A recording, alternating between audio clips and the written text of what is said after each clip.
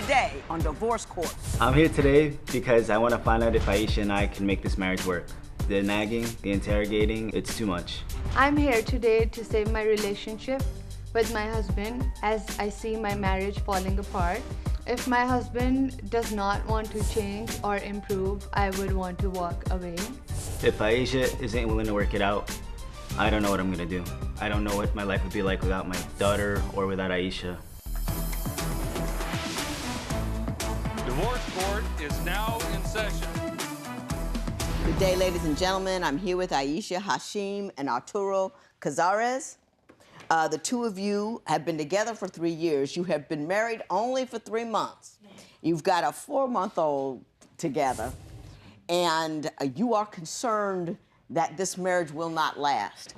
Ms. Hashim, I'm going to start with you. Why don't you tell me what the problem is only 3 months into this marriage? My husband, right after we had the baby, my husband has been coming home drunk, wasted every night after work. And I also recently found out that he's been cheating on me. How did you find out he was cheating on you? From his cell phone. What happened? So he came home, he was drunk. He went to the restroom to, to take shower. And I checked his phone. So I was checking his phone and I saw text messages, which was not a complete conversation, but it was text messages from a girl he used to talk before we were dating. And the text messages said, "Get home safe and good night." Mr. Cazares, did you in fact have a little liaison with somebody else while you were married? I did not. None of the text messages don't say my name. They don't say that it was me. I told her that it was, for somebody else. Now, wait a minute. I am no techno guru, but I know that the messages on my phone are for me. How did that happen? Thank you.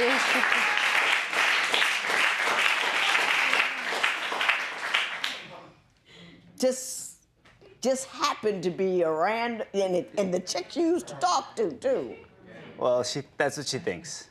She thinks that anytime, a name comes up or a number, hey, how you been? She automatically assumes that it's a woman and it's somebody that I used to be involved with, and that isn't always the case. You've been faithful to her ever since you two have at least been married. Yes, That's 90 days. You gotta. Yes, I have. Yeah, you cool for those 90 days. What about the drinking, Mr. Cazares? Drinking, I feel like she's just exaggerating. Before we got married and before we were in a serious relationship, it was something that I used to do a lot. Being from New York and working in a restaurant, there isn't really much of a social life unless you go out after work. And that's much of a social life in New York. I mean, if you work in a restaurant and you work from 4 to midnight, when are you supposed to hang out and when are you supposed to do something? New York never shuts down. That's what I'm saying. Exactly. That's why. I'll be in Times Square 3 o'clock in the morning going places. I don't know what you're talking about. That's why my social life starts after I get out of work. And like I said, she's exaggerating. It isn't every day. It's once or twice a week. And I think do you get drunk? Not the way she's saying. I am fully functioning. I do know what I'm doing. I'm the man of the house. I'm the one that pays the bills. I don't see why I can't do what I feel like doing without. Wait a minute. Whoa. Is it peculiar to the fact that you pay the bills that allows you to do what you want after work? No, I think regardless of whether I pay all the bills or not, I think if it's once or twice a week, I don't see the harm in that. Okay. Especially when Is it only once or twice a week? It is not. He works 4 days from Thursday to Sunday, and all 4 days, or maybe 3 days the most, is when he comes home drunk and wasted. And by wasted, I mean he is wasted because this one night when he came home and he was drunk, I didn't know where he went because I was in bed and I turned around. He was in there for a few hours, and I went back and he was sleeping in the bathroom. Now, what kind of drunk is he? Is he a happy drunk? Is he a mean drunk? I would say he's a happy drunk if you don't ask him questions. Most drunks would rather you didn't ask questions. That's very good. Yeah. But I understand that there is a lot of contention in the house, screaming, carrying on. Why don't you tell me what you two are fighting so much about? I was really patient in the start. Right after the baby, he started drinking. before the baby, he did not used to drink that much. He stopped in. Because before we started dating, he used to go out every night. He used to get wasted, and he was pretty open about how he was. But when we planned, because the baby was very planned, we planned the baby, and he stopped. Why would you plan the baby before you got married? That's what I want to know. I would say everything took time and happened gradually. We were really good friends, and then we started dating, and we planned to have a baby. But see, the thing is, that's the problem. You got to marry him first and see what he's going to do for a year or two on a daily basis, so you know that he's someone you're gonna be able to deal with on the long term. Don't have the baby first. Mr. Cazares, do you think there's a lot of arguing and yelling in your house? Yeah, there is. I mean, tell me about it. I think for me, it's just, again, as soon as she starts with the questions, like if I step out of the house, if I go to the gym, she needs to know what I'm going to do at the gym, who's going to be at the gym, what time will I be back, and I try to keep it within within a reasonable amount of time, about an hour. But if it ever happens to be more than an hour, I come home to a series of questions about where I was and what I did, and I say that my response to her is, it was 1 hour. Where was I going to go? Who was I going to meet? What was I going to do in that 1 hour? And now, are you running them real tight? Are you playing them real close? He goes out for an hour. You got to have a whole bunch of questions and whatnot when he gets home? I actually don't. He's home only 3 days. So the 3 days that he's home, if I do feel like he's been in the gym for 2 hours maybe, I do ask him, because I definitely know that he does not exercise for 2 hours, because... What, does he come home sweaty, looking like he'd been to the gym? No. And then when I ask him, why isn't he sweaty, he's like, I don't sweat. It's true. The only days she cooks are the days that I'm home. When I'm not there, she just orders takeout. She touches the kitchen maybe twice a week if I'm lucky, and half the time when the food's being prepared, I'm the one that's doing most of it. She doesn't clean. Are you holding it down at home?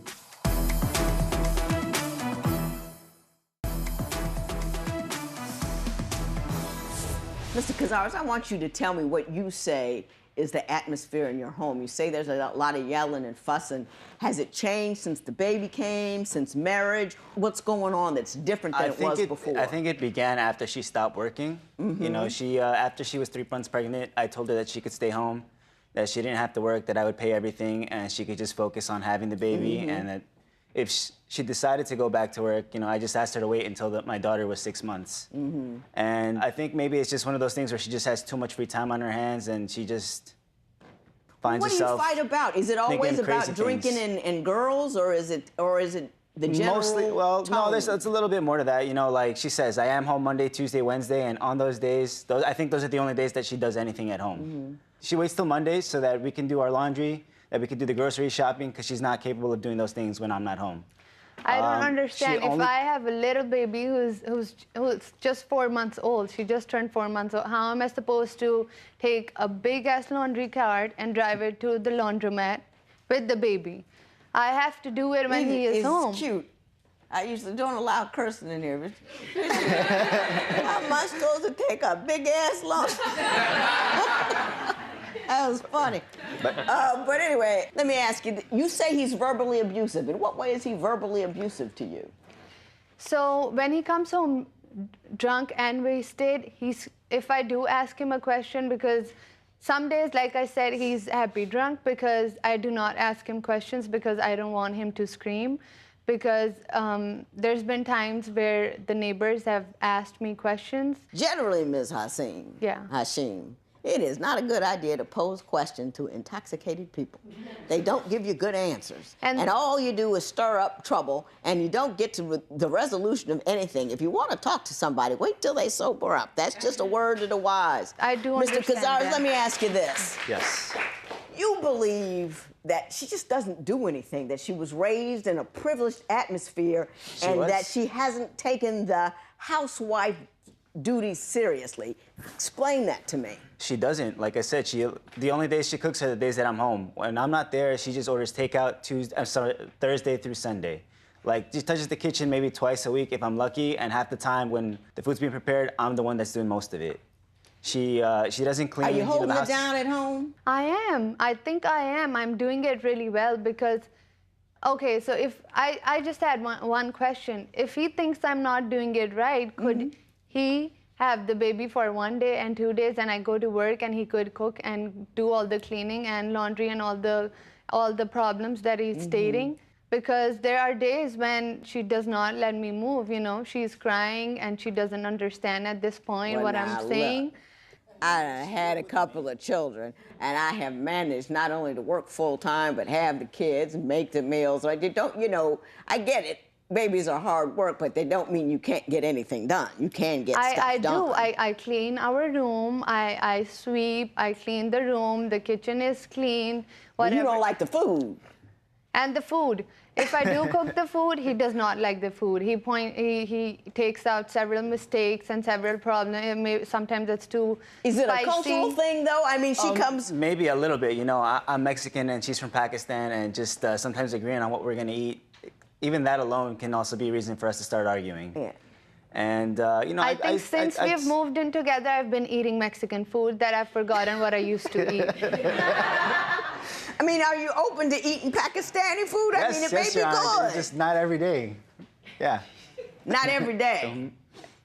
You want to mix it up. Yeah, I want to mix it up. No, but it's Mexican food every day. And it's not like I have a problem with it because I pretty much eat that now. So Yeah. I'm really used to it, yeah. She's hilarious. I mean, if you wanted to stay single and drink all the time, you should have stayed single and not had a baby, but you did have a baby. And you need to come home and be with her.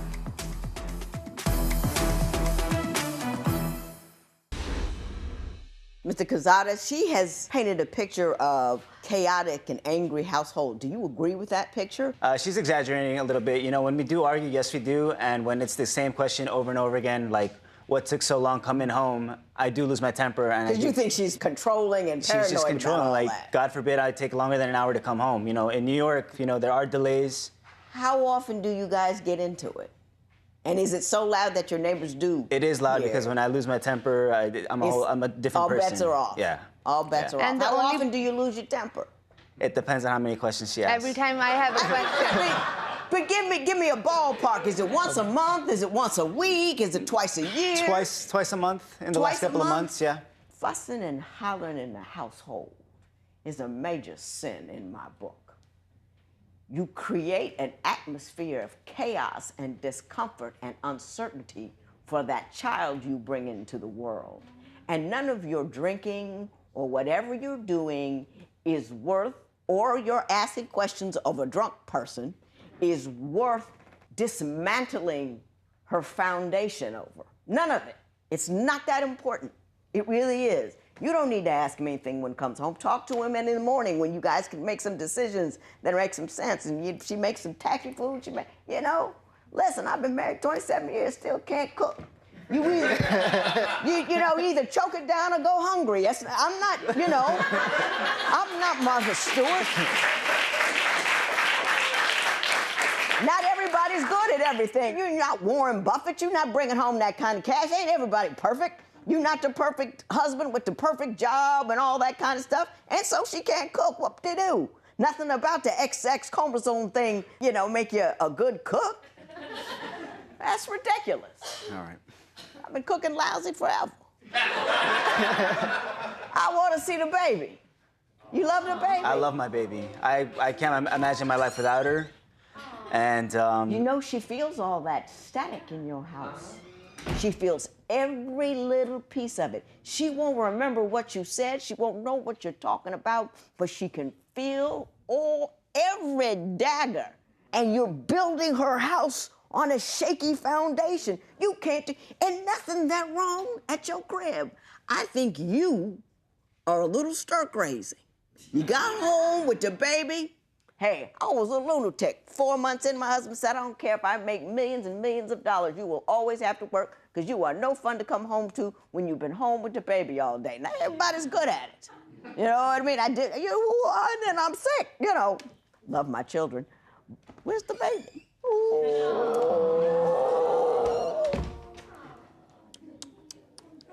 Oh my God!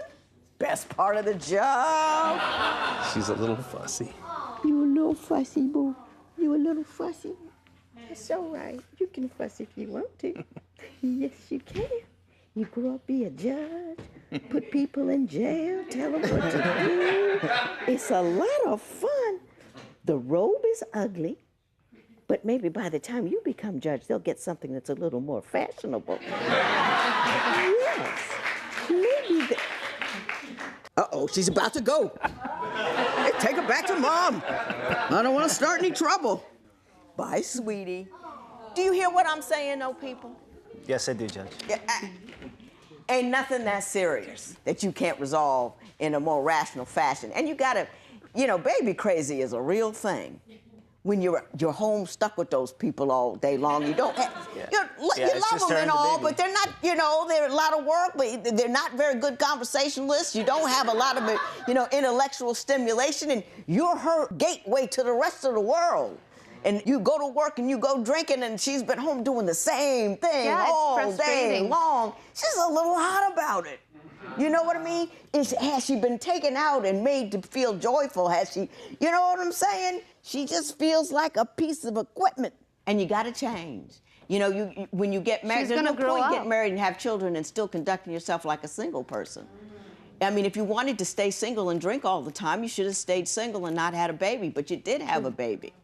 And you need to come home and be with her and love her and love her mother, because if her mother ain't stable, your kid ain't got a chance.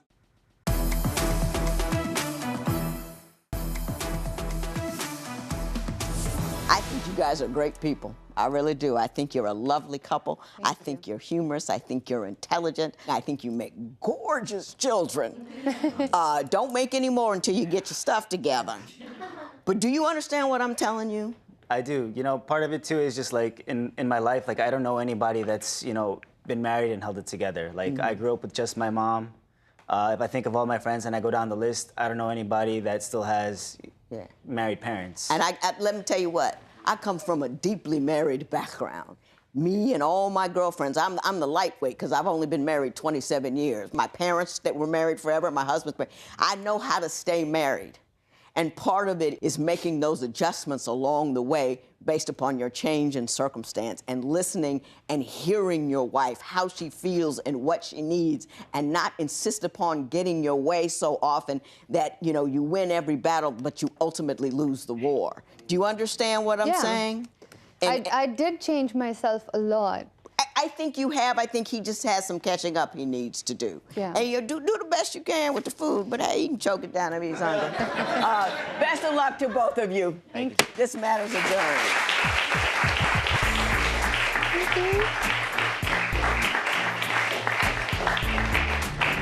Everything I do is solely for the purpose of making him happy. I want him to take everything into consideration and at least understand when I'm trying to communicate with him or trying to tell him my problem. And I think from here on out, I'm gonna do a better job of keeping my temper in check, making sure that I ask you how you're feeling, start thinking more about you and the baby and not what I'm gonna do after work.